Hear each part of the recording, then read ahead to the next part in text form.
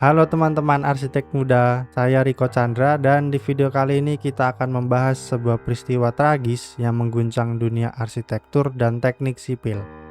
Runtuhnya jembatan Gambira di Gujarat, India pada bulan Juli tahun 2025.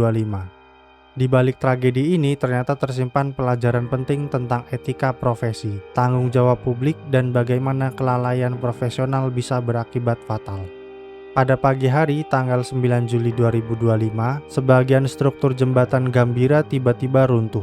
Jembatan ini sebenarnya sudah berdiri sejak lebih dari 40 tahun lalu, melintasi sungai Mahisagar di negara bagian Gujarat, India. Saat kejadian, beberapa kendaraan melintas, dan dalam hitungan detik, bagian tengah jembatan ambruk menewaskan sedikitnya 9 orang dan melukai puluhan lainnya.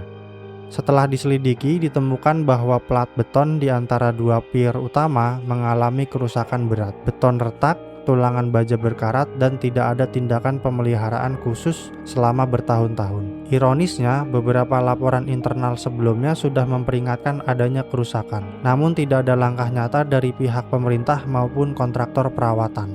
Kalau kita lihat lebih dalam, kasus ini melibatkan banyak pihak. Pertama, arsitek dan insinyur perencanaan yang mendesain struktur awal jembatan.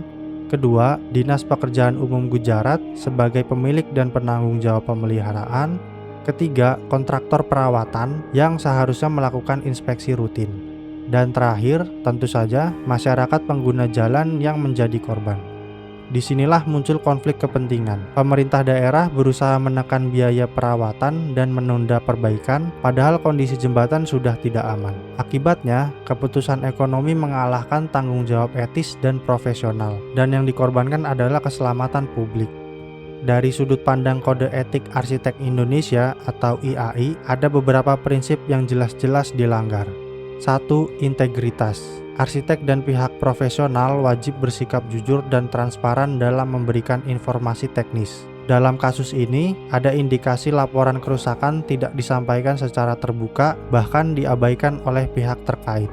Kedua, kompetensi profesional. Seorang profesional wajib memastikan dirinya memiliki kemampuan teknis dan prosedur yang sesuai standar keselamatan. Namun, pemeliharaan dilakukan seadanya, tanpa audit struktural dan tanpa uji beban yang semestinya.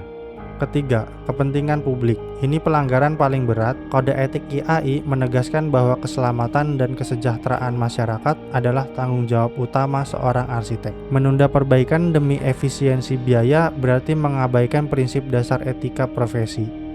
Kalau kita bandingkan dengan AIA Code of Ethics dari Amerika Serikat, pelanggarannya yaitu ada dua. Canon 2 atau Obligation to the Public, arsitek harus memastikan bahwa desain dan pemeliharaan bangunan tidak membahayakan masyarakat. Dalam kasus Gambira Bridge, jelas pelanggaran terjadi karena kelalaian dalam memastikan keamanan struktur. Lalu yang kedua ada Canon 3, Obligation to the Client. Arsitek wajib memberi saran yang benar, termasuk menyampaikan risiko yang bisa membahayakan proyek. Tapi di sini, saran teknis justru diabaikan demi kepentingan biaya dan citra politik. Sementara menurut RIBA, Code of Conduct dari Inggris, pelanggaran terjadi pada dua prinsip utama, yaitu standar 1, honesty and integrity, yang menuntut profesional untuk menolak pekerjaan yang tidak sesuai etika atau tidak aman bagi publik.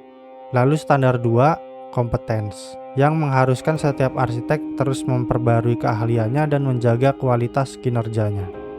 Jadi, dari tiga kode etik ini terlihat bahwa kasus Gambira Bridge bukan hanya kegagalan teknis, tapi kegagalan moral dan profesional. Ketika etika diabaikan, bangunan sekuat apapun tidak akan pernah benar-benar aman. Lalu, apa yang bisa kita pelajari?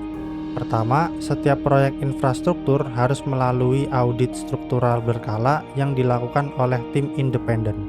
Kedua, arsitek dan insinyur harus berani menolak tekanan ekonomi atau politik jika hal itu mengancam keselamatan publik. Ketiga, organisasi seperti IAI atau lembaga serupa di India harus tegas memberikan sanksi etika, agar tanggung jawab profesional tidak hanya tertulis di atas kertas. Bagi kita, mahasiswa arsitektur, kasus ini adalah pengingat bahwa menjadi arsitek bukan hanya soal desain dan estetika, tapi juga soal moral, kejujuran, dan nyawa manusia.